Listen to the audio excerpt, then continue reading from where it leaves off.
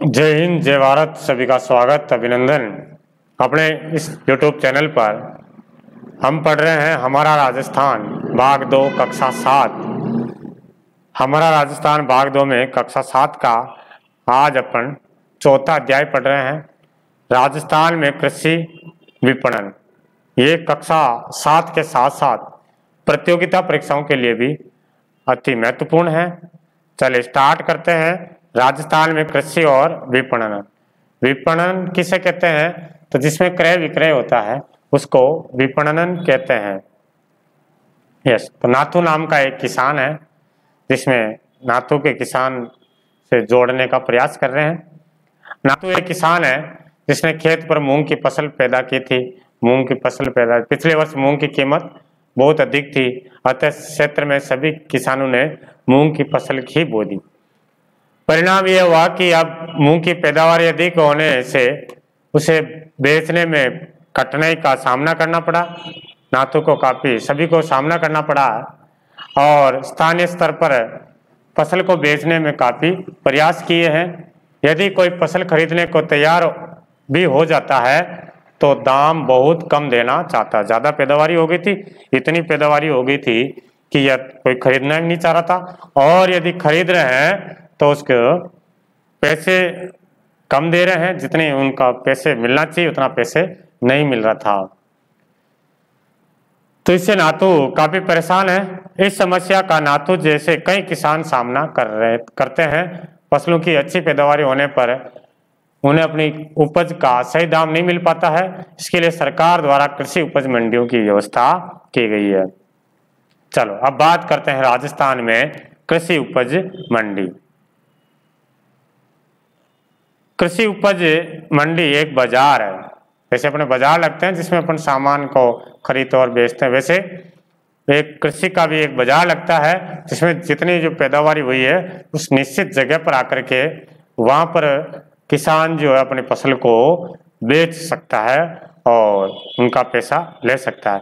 जहां कृषि उपज को खरीदा और बेचा जाता है, जिसको आवश्यकता होती है वो वहां से खरीद सकता है, और जिनकी पैदावारी हो गई वो वहां पर उस कृषि मंडी में आकर के बेच सकता है। किंतु ये सामान्य बाजारों से अलग होता है। अपने नॉर्मल जो बाजार होता है उस टाइप का नहीं है। क्या अलग होता है? ये बाजार न केवल कृषि जिंसों की बिक्री और खरीद की सुविधा प्रदान करता है, बल्कि क्षेत्रीय विकास और ग्रामीण कल्याण में भी मदद करता है। इन बाजारों के माध्यम से किसानों को अपनी उपज का उचित मूल्य दिलाने का प्रयास करता है। ठीक है, और ये बाजार में नियमों के आधार पर संचालित होते हैं, इसलिए इन्हें विनियमित बाजार भी कहा जाता है। इनका एक नियम कानून होता है। ऐसा नहीं है कि भाई आपने मन मर्जी से भाव लगाए कि आजो मैं इतने में ले रहा हूँ, ऐसा भी नहीं होता। और दूसरी चीज, इनका जो निश्चित रहता भाई ये आदमी खरीदे, सरकार जो तय करते भाई आए इसको इतने रेट से खरीदना है तो उस हिसाब से खरीदते हैं, और सारा टाइम टेबल बना हुआ रहता है। और क्या क्या नियम रहते हैं जो पढ़ेंगे भी आगे, इसमें सारी डिटेल अपन। इन बाजारों का विनिमय जो नियम वगैरह है वो कौन बनाते हैं? इन बाजारों का विनिमयन कृषि विपणन बाजार समिति के द्वारा किया जाता है। इन बाजारों का विनियमन कृषि विपणन बाजार समिति के द्वारा किया जाता है। तो प्रश्न आ जाए कि राजस्थान में जो कृषि मंडियां हैं उनका संचालन किसके द्वारा किया जाता है? तो बताएंगे उनका जो है संचालन कृषि विपणन बाजार समिति के द्वारा किया जाता है। अपने राजस्थान में इस प्रकार की सभी मंडियों की स्थापना तथा विकास के लिए राजस्थान राज्य कृषि विपणन बोर्ड की स्थापना 1974 में की गई है। वेरी इंपॉर्टेंट प्रश्न है। राजस्थान राज्य कृषि विपणन बोर्ड की स्थापना कौन से वर्ष में की गई है? तो बताएंगे 1974 में की गई है। ये बाजार बिचौलियों से किसानों का बचाव कर उचित मूल्य पर उनकी उपज को बेचने की सुविधा प्रदान करते हैं, और किसान इन बाजारों में अपनी फसल ले जाते हैं, उनकी बोलियां लगाई जाती है। किसान अपनी जो फसल ले गए उस मंडी में, और जो खरीदार आते हैं वो बताते हैं कि मैं 2100 दूंगा, कोई कहता है मैं 2200 दूंगा, 2300 दूंगा। तो जो ऊंची बोली लगाता है वो इनको खरीदता है। तो इनमें फसलें ले जाते हैं, बोलियां लगाई जाती है, जिसके पश्चात सही दाम पर किसान उसे बेच पाता है। बड़ी मंडियों में तो दैनिक बाजार भावों की जानकारी के लिए उपज के मूल्य के लाउड स्पीकर के माध्यम से प्रसारित किए जाते हैं। जो बड़ी बड़ी मंडियां होती है वहां पे तो लाउड स्पीकर के माध्यम से वहां पर जो मूल्य रखा जाता है, भाई चने के इतने भाव है, आज सरसों के इतने भाव है, ताकि किसान को पता रहे कि एक्चुअल में मंडी में भाव क्या चल रहा है। ऐसा तो नहीं है कि एक दो जो खरीदने वाले आए हैं कि भाव 4-5 हजार का चल रहा था, अपने को पता ही नहीं था, और 2-3 हजार में खरीद करके चले गए। तो बड़ी बड़ी मंडियों में तो ऐसा होता है कि वहां पर लाउड स्पीकर लगा हुआ रहता है, जो भाव बताते रहते हैं कि इसका भाव इतना चल रहा है, इस फसल का भाव इतना चल रहा है। और अब तो सरकार ने कई मंडियों को ऑनलाइन भी कर दिया है, ताकि जो भी मूल्य रहता है वो ऑनलाइन चढ़ा देते हैं और सब किसान देख सकते हैं कि कौन सी फसल का क्या मूल्य चल रहा है। किसानों की सहायता के लिए मंडी में आड़ती भी होते हैं। किसानों की सहायता के लिए मंडी में आड़ती होते हैं, जो क्या होता है, बड़े बड़े जो व्यापारी लोग होते हैं उनको लेकर के वो जो किसानों से मिलवाते हैं आड़तिया कि ये फसल है, बहुत अच्छी फसल है, इनको लीजिए आप। कुछ आड़ती कच्चे आड़ती कहा जाते हैं, जो किसानों की उपज को मंडी में बनी दुकानों पर बेचते हैं। कुछ कच्चे आड़ती होते हैं जो क्या, तो कुछ तो आड़ती ऐसे होते हैं जो खरीद करके बड़े बड़े जो व्यापारी होते हैं उनके वहां पहुंचाते हैं, बड़े बड़े व्यापारियों के लिए खरीदते हैं। और कुछ कच्चे आड़ती होते हैं जो यहाँ से खरीद करके दुकानों पर बेचते हैं। अपनी आड़त और कमीशन काट करके किसानों को उपज के मूल्य का भुगतान कर देते हैं, जिसमें जो खरीदा है, जैसे 100 रुपये का खरीदा है तो इनका जो परसेंटेज होता है वो 1%, 1.5% जो भी होता है वो काट करके बाकी का जो मूल्य है वो किसानों को दे दिया जाता है। वो आड़ती रहते हैं। कुछ पक्के आड़ती भी होते हैं जो इन कच्चे आड़तियों से थोक विक्रेता या मिल वालों के लिए उपज का क्रय करते हैं। जो पक्के आड़ती होते हैं, जो छोटे छोटे आड़ती होते हैं, उन सभी से जो पक्के आड़ती खरीद लेते हैं। या फिर वो लोग जो थोक व्यापारी होते हैं, बड़े बड़े व्यापारी, जहाँ पर करोड़ों टन में सामान खरीदते हैं, या जो मिलों के लिए सामान खरीदते हैं, उनके लिए सामान खरीद करके ले जाते हैं। मंडियों में खरीदारों से बाजार शुल्क, मध्यस्थों से लाइसेंस शुल्क वसूल किया जाता है। मंडियों से में खरीदारों से, मंडियों में जितने भी खरीदार होते हैं, व्यापारी वगैरह, इनसे बाजार शुल्क और मध्यस्थों से लाइसेंस शुल्क वसूला जाता है। यह शुल्क इन मंडियों की आय होती है। जो जितने भी व्यापारी वगैरह आते हैं उनसे जो टैक्स वगैरह लिया जाता है, फिर इस मंडी में भी आय होती है, जिनका प्रयोग वो जो टैक्स लेते हैं व्यापारियों से, उनका प्रयोग कहाँ करते हैं? उनका प्रयोग किसानों के लिए अन्य सुविधाएं उपलब्ध करवाने में किया जाता है। यहाँ पे जो और किसानों में जो सुविधा है, जैसे कांटा वगैरह लगाना करना है ना, और दूसरी जितनी भी सुविधा वगैरह, यहाँ पर जो किसान फसल लेकर के आते हैं, वो फसल बारिश में कहीं खराब ना हो जाए तो उनके छत के लिए इतनी सारी सुविधा वगैरह प्रदान करवाए जाते हैं। किसानों को बात देखने हैं कि अपनी मंडी में कौन कौन सी सुविधाएं दी जा रही है। राज्य में नियमन के लिए कृषि जिन्सों जैसे अनाज, दलहन, तिलहन, कपास, लघु वनोपज आदि को अधिसूचित किया जाता है। राज्य की जोधपुर मंडी जीरे और कोटा रामगंज मंडी धनिये मेथी के लिए प्रसिद्ध है। तो जीरे मंडी कहाँ है? जीरा की मंडी है जोधपुर। राजस्थान में जीरे की मंडी कहाँ है? जोधपुर। और धनिया मंडी कहाँ है? कोटा रामगंज में है और मेथी के लिए प्रसिद्ध है। दोनों की ये मंडियां ध्यान रखना। आपके क्षेत्र में किसी मंडी में जाइए और वहाँ होने वाले क्रियाकलापों को देखिए और कक्षा में बताइएगा। कृषि मंडी में किसान को क्रेता खरीदार नहीं मिलते तो किसानों को चिंता करने की आवश्यकता नहीं है। यदि किसानों को जो कृषि मंडी में खरीदने वाला नहीं मिल रहा है तो किसानों को चिंता करने वाली कोई बात नहीं है। जैसे उपज हो गई है, काफी सारी पैदावारी हो गई है, अब कोई खरीद नहीं रहा है तो सरकार क्या कर रही है? ऐसे में सीधे सरकार द्वारा उपज को न्यूनतम समर्थन मूल्य पर किसान से खरीद लिया जाता है। सरकार भी न्यूनतम समर्थन मूल्य, जो फसल का न्यूनतम मूल्य निर्धारित करती है, कि हर साल निर्धारित करती है। जैसे मान लिया कि किसी फसल का 4,000 रुपये निश्चित कर दिया है कि क्विंटल 40 रुपये निश्चित कर दिया है, तो उस 40 की रेट में सरकार खरीदती है। इस प्रकार सरकार द्वारा किसानों को अपनी उपज का सही मूल्य दिलवाने का भी प्रयास किया जाता है। चलिए देखते हैं कृषि विपणन क्या होता है। कृषि विपणन के अंतर्गत वे सभी गतिविधियां या सेवाएं आती है जो कृषि उपज को खेत से लेकर उपभोक्ता तक पहुंचाने में करनी पड़ती है, जिसमें परिवहन हो गया, प्रसंस्करण हो गया, भंडार हो गया, ग्रेडिंग हो गया। ठीक है, जो जहाँ से खेत से फसल निकल रही है, वहाँ से फसल का उत्पादन किया जा रहा है, वहाँ से लेकर के उसको मंडी तक लाना, मंडी के बाद में उसको जो व्यापारी खरीदते हैं, खरीद करके उसका भंडार करना और उसकी ग्रेडिंग करना।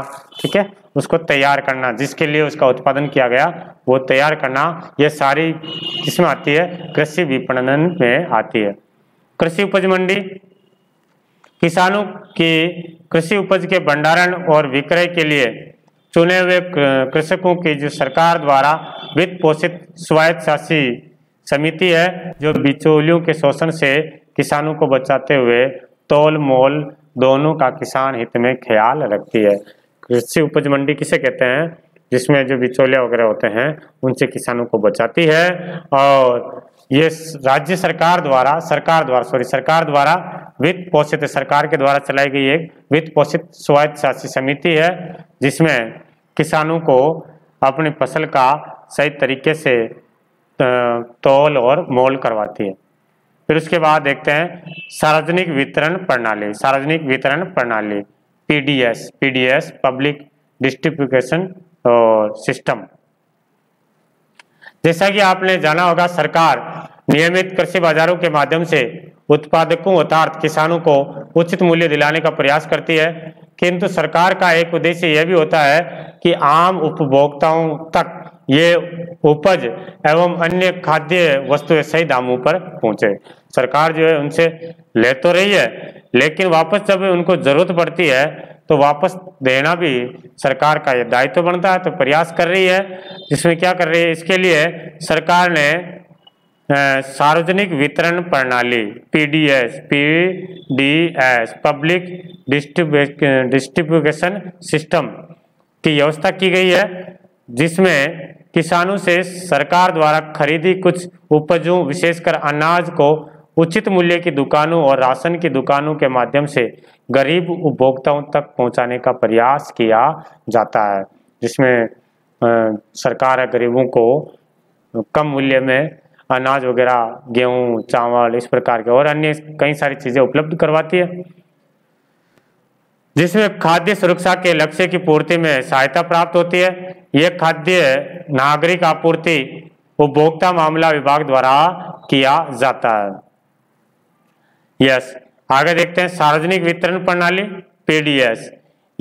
यह वह तंत्र है या प्रणाली है जो देश में खाद्यान्न की आपूर्ति बड़ी संख्या में गरीब लोगों को उचित मूल्य की दुकानों के माध्यम से आवर्ती आधार पर रियायती मूल्य पर खाद्यान्न वितरण प्रदान कराती है। जो मशीन वगैरह लगी हुई रहती है, जहाँ जगह जाकर के अंगूठा लगाते हैं और वहाँ पर निश्चित मात्रा में गेहूँ, चावल जो भी दिया जाता है वो देते हैं।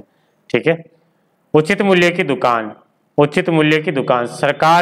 सरकारी दुकान जो चावल, मिट्टी का तेल, गेहूं जैसी आवश्यक वस्तु को नियंत्रण और उचित कीमतों पर आम आदमी को जो उपलब्ध करवाती है वो उचित मूल्य की दुकान होती है। चलिए ये देखिए उचित मूल्य की दुकान का चित्र है, जिसमें ये मशीन लेकर के पैसा बैठे हुए हैं और ये इधर गेहूं के बोरियां लगी हुई है, ये गेहूं दे रहा है। उचित मूल्य की दुकान के नेटवर्क स्थापित करना, खाद्यान्न का आवंटन और वितरण,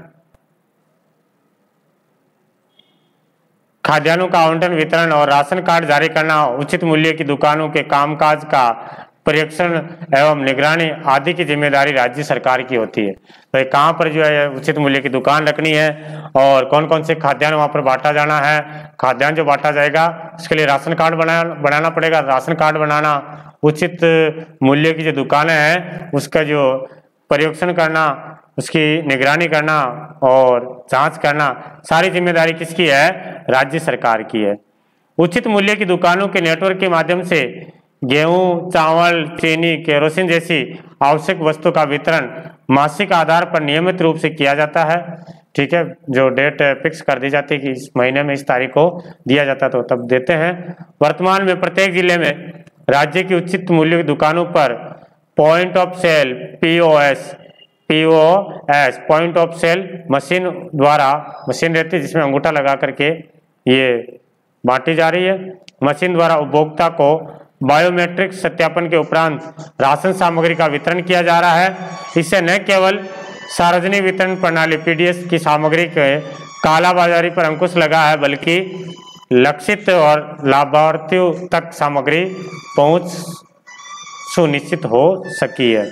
जिसमें कभी कभी क्या होता है कि जो जिनको जैसे गरीबों तक ये जो पहुंचानी होती है तो गरीबों तक नहीं पहुंचा पाते हैं और रास्ते में ही जो दूसरे लोग हैं वो इसको खत्म कर देते हैं। तो अब जो मशीन वगैरह लाई गई है पीओएस मशीन, पूरा नाम ध्यान रखना, पूछ सकते हैं, पॉइंट ऑफ सेल्स मशीन, जिसके माध्यम से अंगूठा लगाया जाता है, बायोमेट्रिक है। तो जिनको ये देना होता है वो उन्हीं को दी जाती है, जिससे कालाबाजारी वगैरह रुके।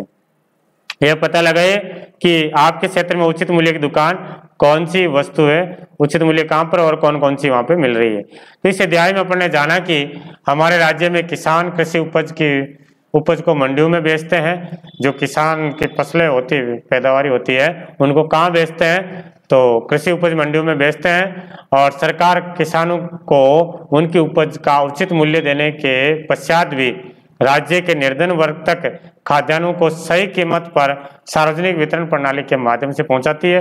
वापस पहुंचाने का काम भी सरकार करती है। इस प्रकार सरकार द्वारा किसानों और उपभोक्ता दोनों के हितों की रक्षा की जाती है। चलिए आगे देखते हैं विपणन जो है इनका क्या काम है। तो विपणन क्या होता है? तो सरकार वस्तु का जो क्रय विक्रय किया जाता है उसको विपणन कहते हैं। क्रेता कौन होता है? जो खरीदार होता है उसको क्रेता करता है। ठीक है, और उसके बाद देखते हैं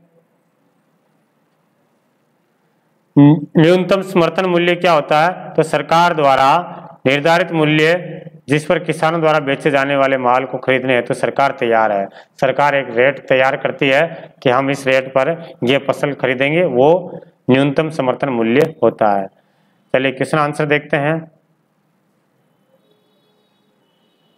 राज्य कृषि विपणन बोर्ड मदद करता है, ये किसकी मदद करता है? तो ये किसानों की मदद करता है। कृषि उपज मंडी मध्यस्थों से क्या वसूला जाता है? तो लाइसेंस शुल्क वसूला जाता है। ठीक है, चलो बाकी का अगली क्लास में देखेंगे। राजस्थान में व्यापार वाला ये अगली क्लास में देखेंगे।